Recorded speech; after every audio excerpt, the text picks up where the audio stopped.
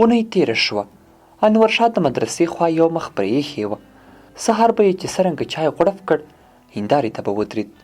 جالي خولۍ به یې کت او د څنګ جیب ته کړه او په ویښتانو به یې ږمنځ تېره کړه.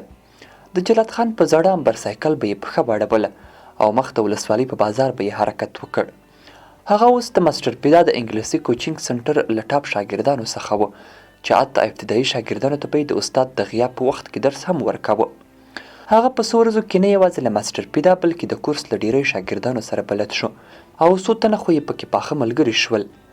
د کورس له مصروفیت نه پرته به کله ناکله له ماسټر پیدا او ابراهیم سره ولسوالۍ ته هم ورته او د زکیم شاه په کوټه کې چې دوی به دربار باله بانډار کاوه. د ماسټر پیدا او ابراهیم د ملګرتیا له برکته یې د ټاکنو کمیسیون د رضاکار همکار کارت هم اخیستی و او وخت ناوخت به یې د انتخاباتو او رایه اچولو اړوند د عامه پوهاوي په کمپاینونو کې برخه اخیسته. انورشاه اوس ظاهرا هغه انورشاه نه و پاتې چې سهار بنغښتی د کلي د حجرې په خوا روان و.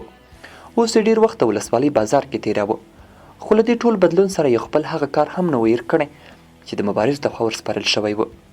هغه له ورځنیو مجلسونو، لیدنو کتنو، خصوصا د ولسوالۍ د چارواکو او عسکرو له خبرو څخه هغه ټکي یاداشتول چې له مبارز سره د شریکولو و. انورشاه به چې ماخوستن د ماما په بیټک کې میمنخانه کې په سر کمپله راکش کړه نو د چرتونو توپان به یې راوالوت. مبارز به ور په یاد شو چې چیرې او څرنګه به وي. د قاري افضل مسخرې به ور په زړه شوې او کلخ به په ځای کې له ځان سره وموسید. دا څو شپې یې په زړه کې وه چې ماخوستن کله ټول ویده شي دی به د ضرورت په بهانه له کلا بهر وځي او په عمومي نمبر کې به په مبارز غږ کوي. خو په میمنخانه کې له ده سره د جلات خان کشري زامن یوسف او یونس هم ویده کېدل، نو ویرېده چې هغه به ورباندې شکمن شي. یو مازدیګر چې له ولسوالۍ نه وختي راغلی و او په بیټک کې تنها و، سل زړونه یې یو کړل. د بیټک له المارۍ نه یې خپل بکس راکوز او خلاص کړ. مخابره یې ترې راواخیسته، ګوشکې یې ترې تاو او مخابره یې جیب ته واچوله. بهر ووت، د قبلې اړخ ته د کلا له دیوال سره متصل باغ ته واوښت. د ګڼو ونو په منځ کې مخ ته لاړ، د لښتي غاړې ته ورسېد. په ویالې ولاړو سنځلو کې نظر وځغلاوه او بیا یې د یوې ګڼې سنځلې د ښاخونو ترمنځ مخابره کېښوده او بېرته له باغه راووت. ماخوستن له ډوډۍ او لمانځه وروسته چې د خوب وار شو، دی په ځای کې دې ته منتظر و چې شپه ارامه او خلک ویده شي. وروسته قرار له ځایه پاڅېد، له بیټک څخه ووت. د کلا د لویې لرګینې دروازې دروند زنځیر یې په احتیاط خلاص کړ. د دروازې پله یې په ځان پسې پورې کړه. شیبه وروسته یې له همغه ټټ دیواله باغ ته ټوپ ووهه. په احتیاط د ګڼو سنځلو خواته ورغی. په ونو کې نرم باد چلیده او ښاخونه یې زنګېدل. د پاڼو له شور او چرچري پرته شپه ارامه وه. چیرې بلېرې د کوم شغال انګولا تر غوږ شوه. انورشاه په احتیاط په ونو کې بوخت و. همغه ونه یې پیدا کړه، مخابره یې ترې راواخیسته او د یو مناسب ځای په تلاش کې شو. د باغ له کونج سره د یوه زاړه کاریز د سپرغې د خاورو غونډۍ وه. همغه یې لوړ او مناسب ځای وباله. ګوشکې یې غوښته کړې. عمومي نمبر یې چې له پخوا یې یاد کړی و په مخابره کې راواړول. عمومي نمبر کې بد حال جوړ و. مختلفو کسانو پکې غږونه کول. کله به د کوم عسکر د ښکنځلو یا د ترانې غږ هم پورته شو. انورشاه هم تکمه ونیوله او غږ یې کړل: ملنګ ملنګ، شرافت ملنګ. څو ځله یې تکرار کړه: ملنګ ملنګ، شرافت ملنګ. اورې ملنګه؟ ښه شېبه وروسته غږ شو: ملنګ اورم. السلام علیکم، ښه یې شرافته؟ وعلیکم السلام ورحمت الله وبرکاتو. الحمدلله، د خدای فضل دی، ښه یو. ته څرنګه یې؟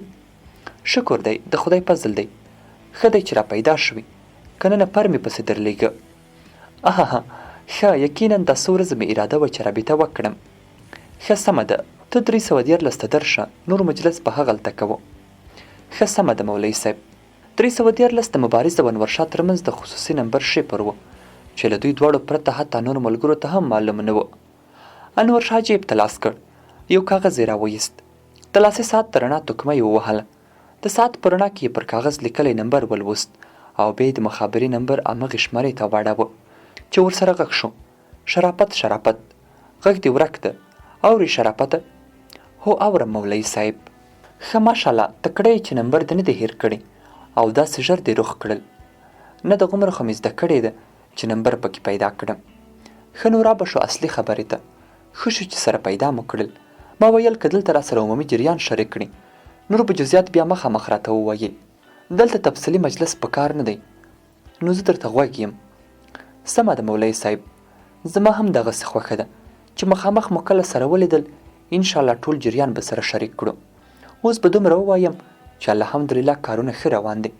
کوم کاروبار مو چې شروع کړی و اوس مې هملته په مارکیټ کې ښه ډېر شناخت او اعتبار پیدا کړی.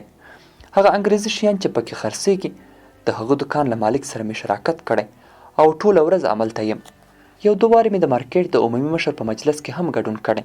د مارکیټ مشر ښه ګپشپي سړی دی، په زړه الا بلا نه لري، ټولې خبرې په میدان کوي. د ورسره مجلس کوم هغه تا چې راته ویلي وه چې که په دغو کاروباریانو کې د ځینې مهم خریداران پیدا او په نښه کړل چې بیا په تیرې ورباندې خرڅ کړو نو یو مهم خریدار خو خپله د مارکیټ مشر دی. انشاءالله بیا به له نږدې هم پرې وغږېږو. ښه، ډېر ښه. زه الله تعالی دې په کاروبار کې برکت واچوه. بس کاروبار ته ښه کلک متوجه شه. بله مهمه خبره دا ده چې دوکانداري یو داسې شی دی چې هر اړخ ته به یې کلک متوجه یي. هره سودا به په ډېر احتیاط او توجه سره کوي چې بیا انشاءالله سړی پکې کامیابیږي. بله ورځ راډیو ویل وای په افغانستان کې د خارجیانو سرمایه ګذاري بیخي ډېره شوې ده. ستاسو د مارکیټ خواته به دغسې کاروباریان نه وي راغلي. نه خارجي کاروباریانو سره خو ما شخصا تر اوسه نه ده لیدلې، خو هغه زما د کاروبار شریک چې کله کله یادونه کوي وایي کیدای شي راتلونکو ورځو کې راشي. نو دا خو بیا یوه ښه میلمستیا هم غواړي، ځکه نازول یې پکار دي. هو خو چې سمه د رښتیا میلمستیا وي، داسې نه لکه هغه بل ور. اها بس نوروزي په نصیب خوړل کیږي. بل وار خو موږ ټول کوښښ کړی و خو په میلمستیا کې یې نصیب نه و. زه الله تعالی دې دا وار په نصیب کړي. امین. نور نو زه کومه خبره نه لرم. سبا نه بل سبا که بیا هملته د غریب آباد خواته راغلی زه هم ورځم، سره وبه وینو. نور ملګري دې هم یادوي. هو رښتیا ملګري څنګه دي؟ والله زما هم یادېږي. بیخي ښه دي، ډېر دې یادوي. ماته اوس معلومه شوه چې په ملګرو څومره ګران یي. قاري څنګه ده؟ اها هغه ستا خبره الموزر. اها ښه ده، بیخي ښه ده. اوس یو نوی نوم هم در باندې ایښی. اها چې شی او څنګه نوم؟ اسلامي جاسوس دی بولي. څه زوی مړی دی. سمه ده نو که بله خبره نه وي الله تعالی ته دې سپارم. نه بله خبره نشته. الله تعالی مو سلامت لره. په امان الله. السلام علیکم ورحمت الله وبرکاتو. وعلیکم السلام ورحمت الله وبرکاتو. انور شاه ګوښه کې له غوږونو را خلاص یو له مخابرې تاو کړې. مخابره یې جیب ته واچوله او قرار د کور په خوا رهي شو.